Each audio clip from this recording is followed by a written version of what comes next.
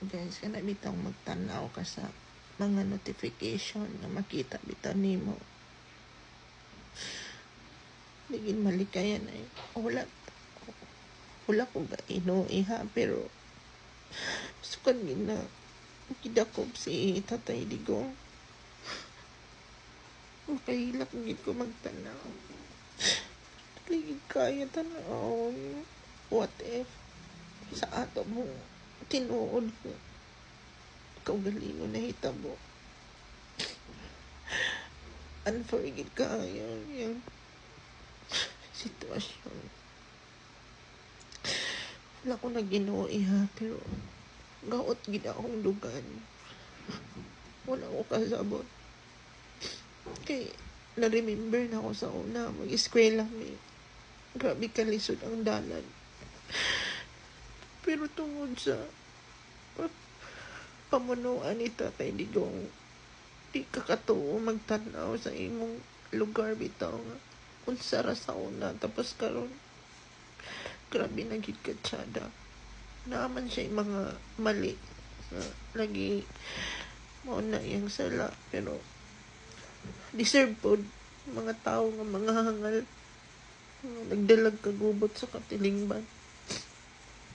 Grabe gid. Grabe sakit. Lagi kasakit tanawon. Kasakitan ganita di nato siya kaano-ano unsa na lang ka sa iyang pamilya no. Like ni Kitty.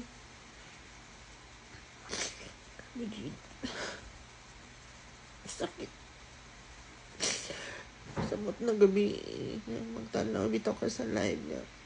Galisod na gid ganit siya glitok sa iyang ngalan unta sa udyo ra to nga ko nili tinuod niya nga sitwasyon. Siguro tanan gyud dili gyud katunay nga Pilipino kung wa ka nasakitan. Sakit gyud tanawon. Dili ko ganahan mo tanaw sa mga Facebook sa notification kay emotional gyud kay ko pero dili ko gapabong. First time history sa akong pagkabata. Karon gid ko naka-feel nga ang Pilipinas dili na gid safe. Sa una si Tatay Digong bisan pa mabuntagan ka maglakaw-lakaw ka sa gawas safety gid ka ma-feel gini mo safety ka pero karon grabe na yung palibot sayunan ka mag-live na ang magkaon kamo na mo sabot na ng magkaon i-live na ang magkaon